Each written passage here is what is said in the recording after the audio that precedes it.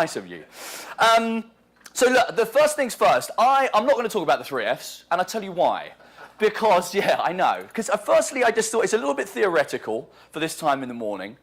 And then I was in the queue yesterday for the Mexican food. The food here has been amazing, by the way. Where's Max? Hasn't the food been good? Normally at these, it's a really shit, like, I don't know, terrible stale bread with some tepid chard in the evening. But actually, this has been really good. So I was in the queue, queuing for my, whatever it was, some beef and chicken. And there was a guy behind me. And if you're here today, put your hand up. Or if you don't want to, don't worry. And he was talking to a woman. I could hear him saying, the problem with all these futurists is that when they come in, they talk about the future, and I was at a company, and the CEO said, it's great, now tell us what the future is going to be. And the guy said, well, I can't tell you what the future is going to be. And so therefore, this chap, or the CEO he was talking to at this particular time, kind of said, well, the day that they had was not the greatest day, because when you go to a lot of these companies, people want you, when you're a futurist, or when you're talking about innovation, they want you to tell the future. And at the end of the day, we don't know what the future is. So there's a lot of unknown. And so this guy then said, well, it's kind of what this particular chap didn't do was walk away with the process. And so it'll be interesting to see the chap from Adobe talk about innovation in a box. We've always tried to do that. I've got something called the Minimum Viable Innovation Program, which is what I go into companies and we talk about. We identify, and what tends to happen in big companies is that there's lots of innovation going on, but from the board level down, they don't actually know. So what we have to do is we define what they are, understand the opportunities, and then work out where the value is. So there are processes and protocols as we can go ahead and do that, but the challenge is we really don't know the future. So I started thinking about the unknown, and so I've changed the present in the inspiration of agility. I thought we'd take the inspiration. And talking of inspiration, I don't know if anyone saw City AM this morning. The robot that is outside is there today, talking about AI and the robot threat. So not only are we on point, but we're doing the right thing, I think. So just to give you a little bit of credence about my postulations, yes, this is me looking ridiculous with a feather boa and some walking stick. I've worked at some big corporations, BBC, Economist, AOL, Microsoft.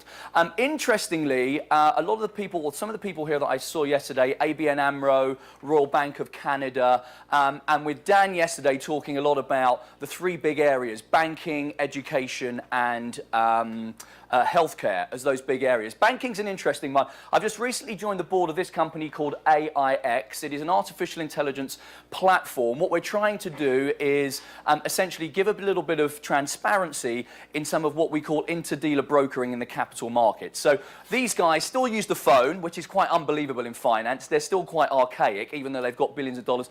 And in fact, at AOL recently, my friend just phoned me up and said, JC, did you know that AOL Messenger they're killing it on December the 8th? I said, yeah, no one uses it. He said, are you joking? He said half the finance business, half the banks still use it to transfer and message billions of dollars. I was like, you have to be kidding me. He said, no, can we try and buy it? So I'm in the process of trying to buy AOL Messenger to put it into the fight. I mean, you honestly don't believe how old they are.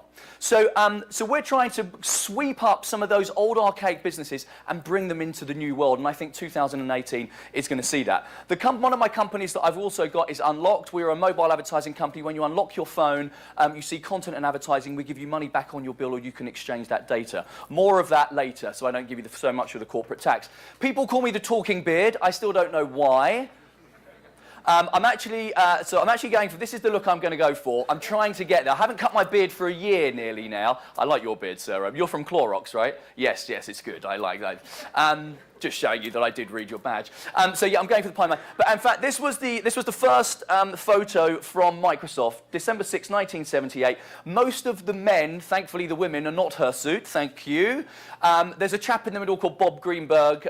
He's not hirsute. And there's the chap on the bottom left. We don't know what happened to him, Bill Gates. He disappeared into obscurity. But most of the other men are very hirsute. And we tend to think about innovation being a hirsute business, but it's not. Anyone can be in innovation. We just all have to think forward. So. The thing I'm going to walk around as well, because I like to walk around, and I want to give you some love, and I'll be over there in a moment.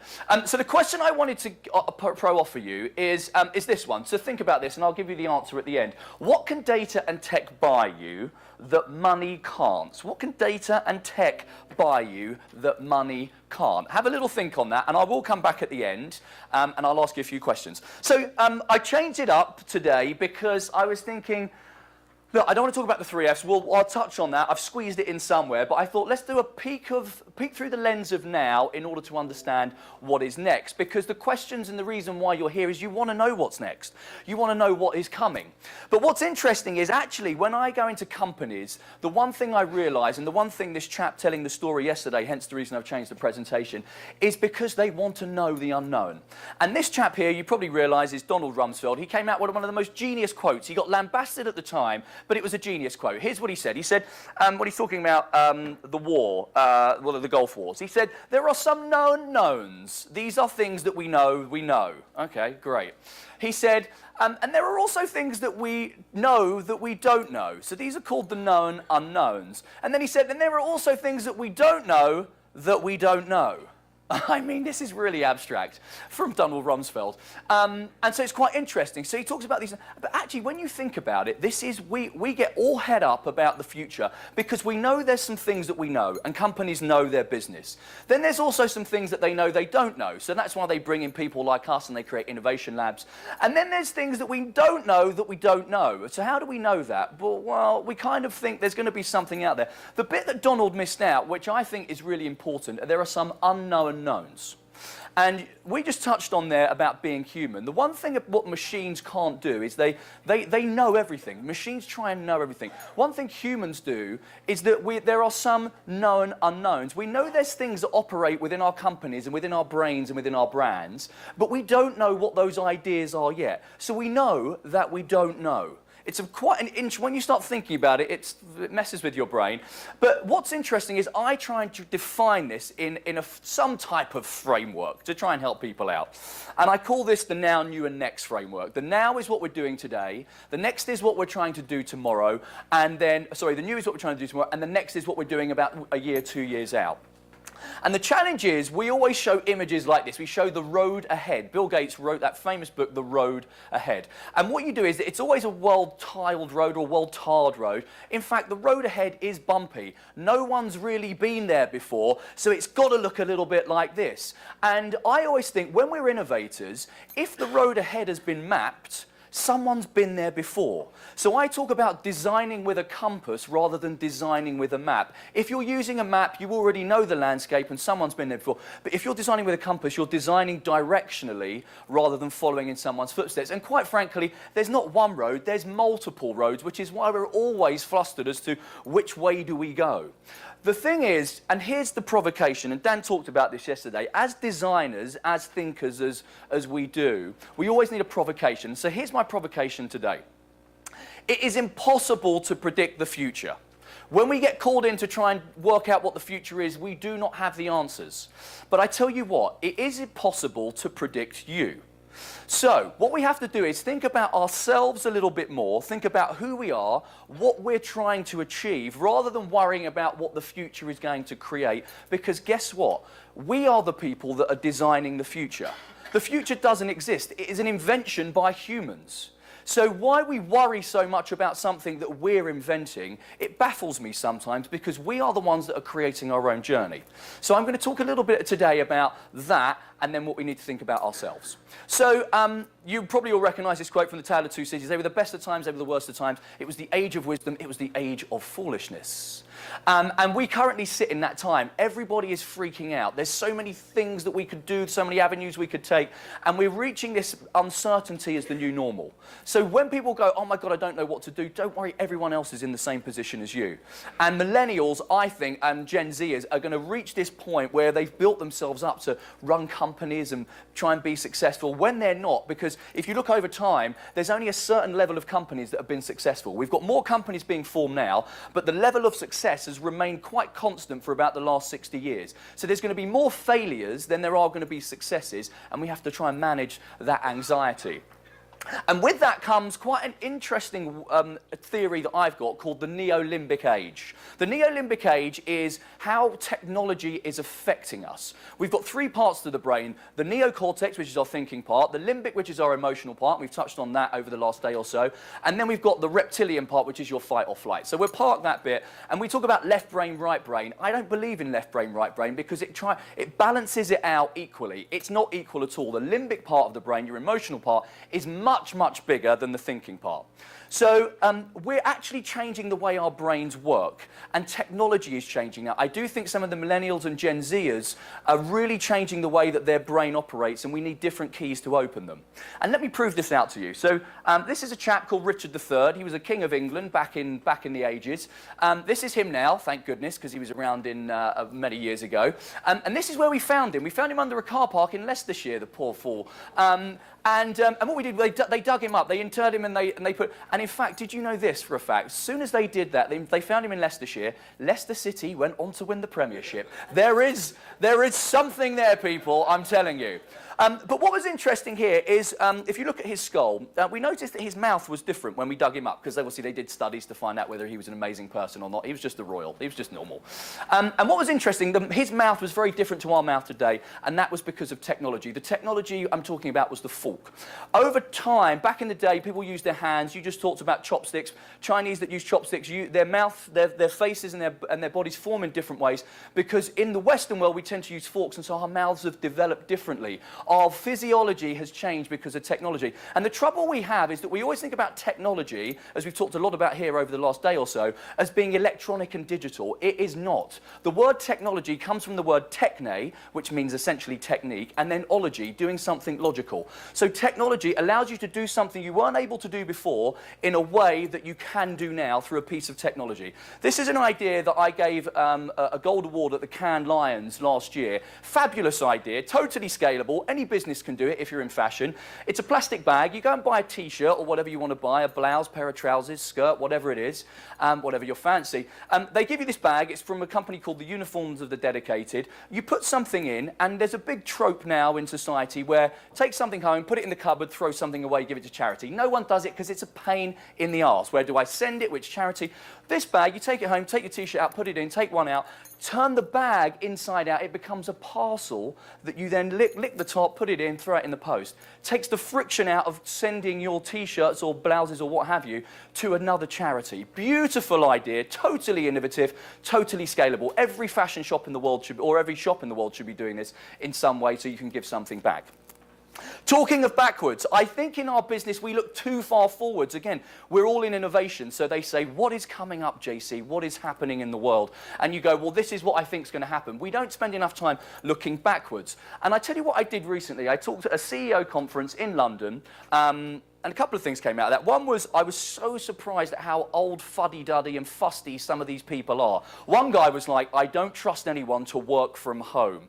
I was like, who are you? What business do you run? I'm like, you've got to trust your workforce. So then this girl came up to me who was a student, and she said, asked me a few questions. She said, what did you write for your dissertation? And I said, bloody hell, that was a long time ago. I'm going to show you my age here now.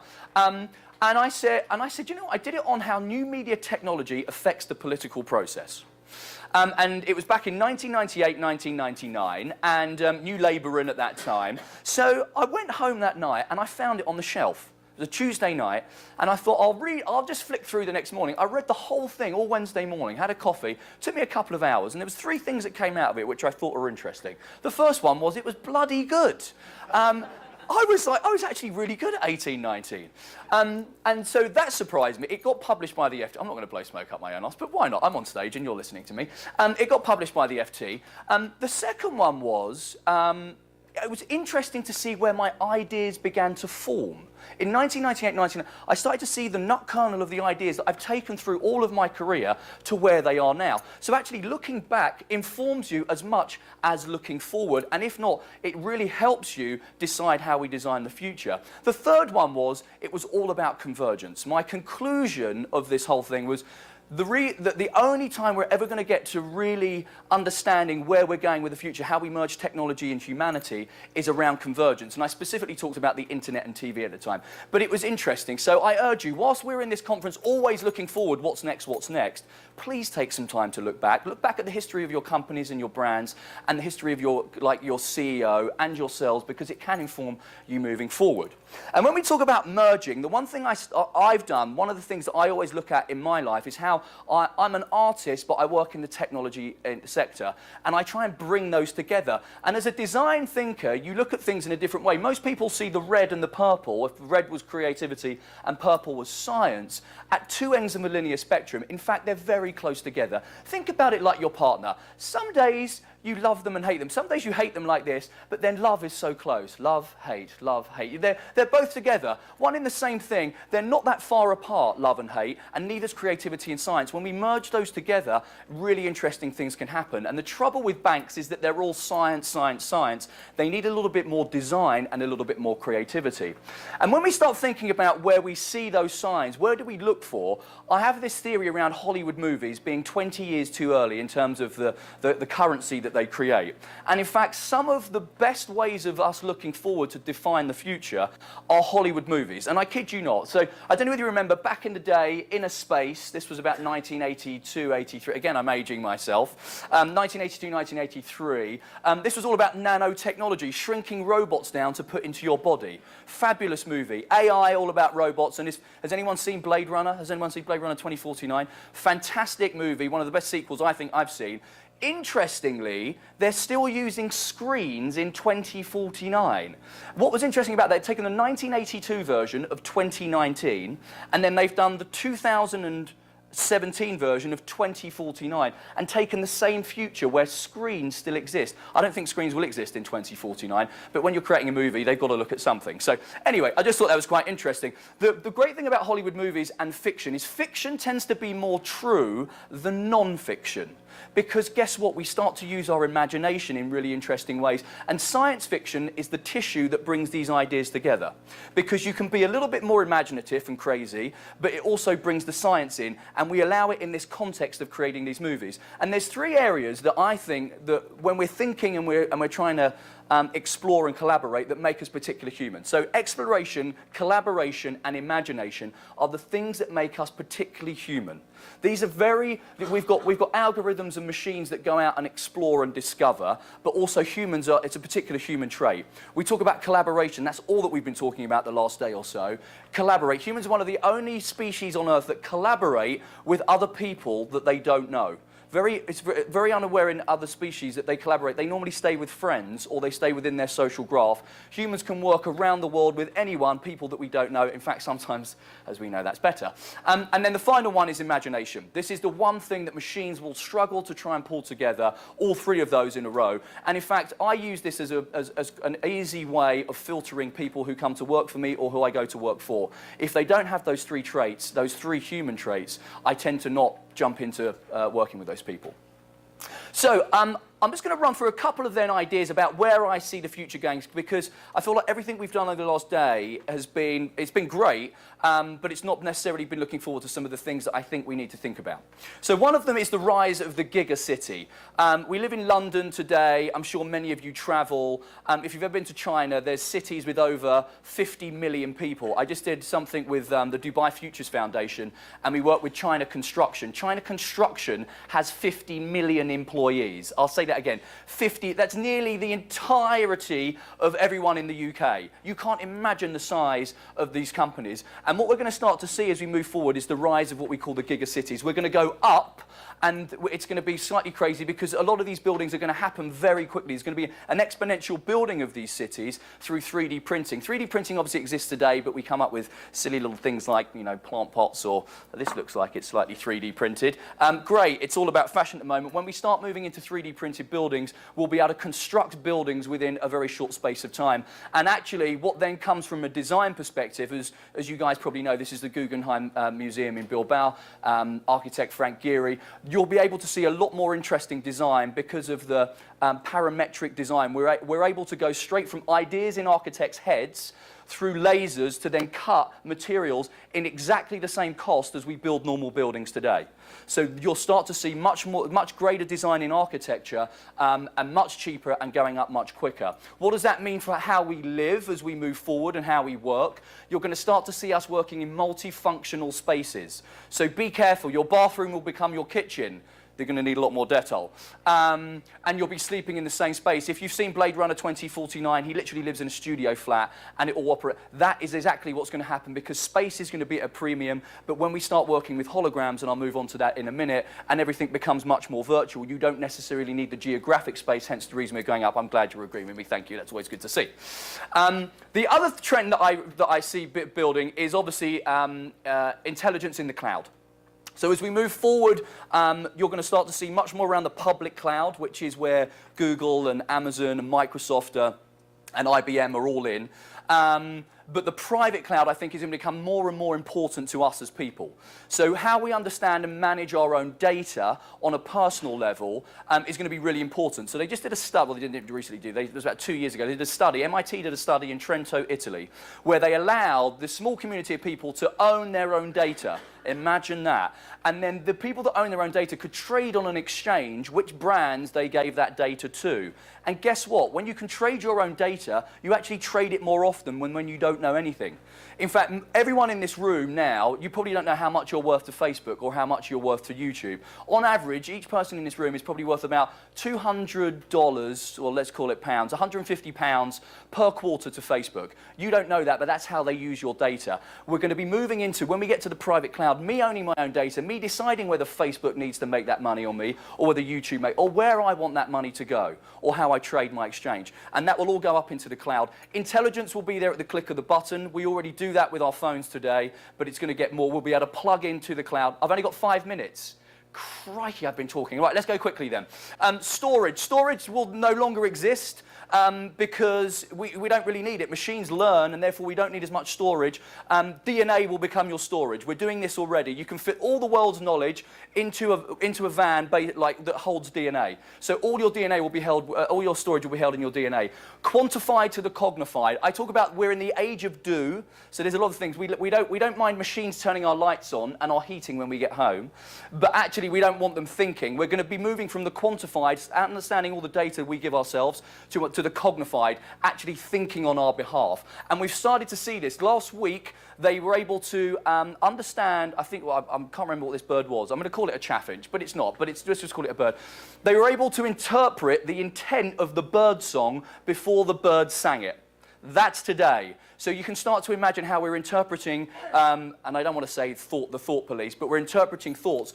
And that moves on to this one, which isn't playing. But this is a guy that had an exosuit on at the last World Cup. He thinks, and then he could kick the ball. He made his limb move. We're already doing that a few years ago. When we start to then understand the intent behind thinking, think about where Amazon is getting to with trying to do pre-delivery. That's just based on your behavior. When we start getting to understanding your thought process, we'll be understanding intent. Products of prediction then come out of that. These are nanobots that understand your blood, but we're moving into predictive analysis when we hold all that data. Voice as a platform becomes much bigger, VPAs.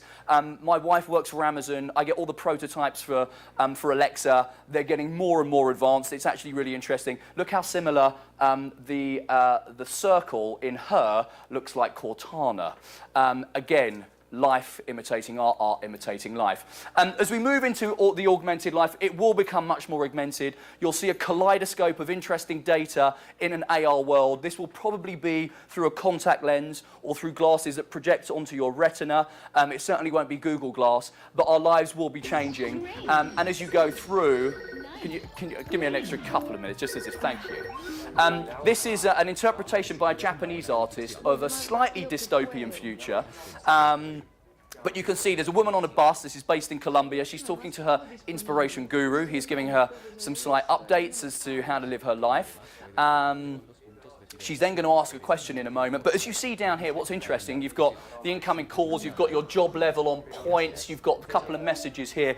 Your life will operate in front of you. It will literally be a kaleidoscope of a virtual world. Here she gets up and goes to Google. She says, "Who am I?" This is her. Juliana Retropo. No achievements, couple of friends. She's quite sad, actually, isn't she? And then she says, where am I going? Again, understanding intent is still no. She's like, no, can I start again? It says, do you want to reset your identity? And then this is interesting around loyalty points. So I believe there's a thing coming in the future called behavioral loyalty. It's something I've coined that I've just started to think about. I think what we do in the future, our behaviors will create a currency. Let's call it Bitcoin because that's flying away at the moment. A cryptocurrency. Everything you do, your data exhaust will be changed into the currency that you own in your private cloud that you can exchange for goods and services, just like my company Unlocked. Now you see where I'm going and why I'm there.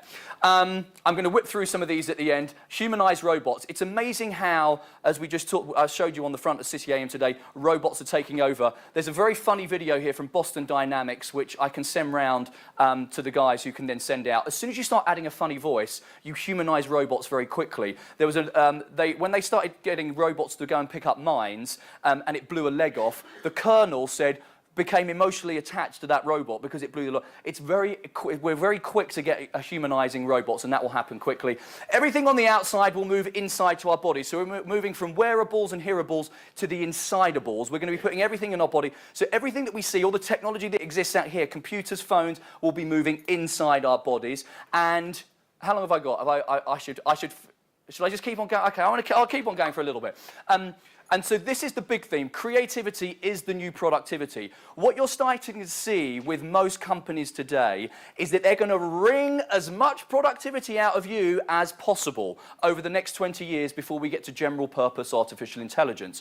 And what that means is it's going to be a real struggle for us because there's only so much productivity humans can give. And 3 minutes. So, and I'll finish on this actually because this is a dystopian point to finish on. So what they're going to do is they're going to try and wring as much of the productivities out. Productivity today is looked at volume and throughput and output.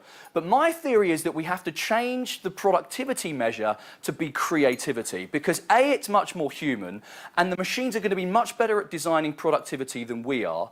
And so we have to look to then become more creative. And what stands up for us today is if we look over time, if we go back to when the quill was invented, when Socrates was writing, the quill was a piece of technology, just like the fork, as I was talking about earlier.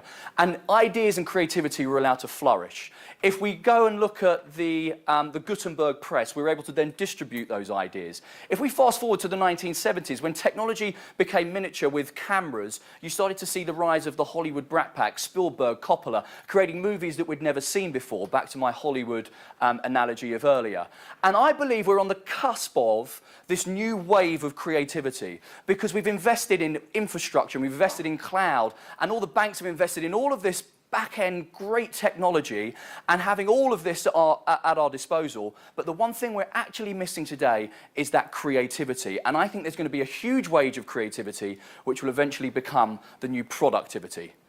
I'm going to leave it on that because there's so much more in there, but hopefully that's just giving you a little bit of a spicy, and where's my guy, mind yoga from this morning. Thank you very much.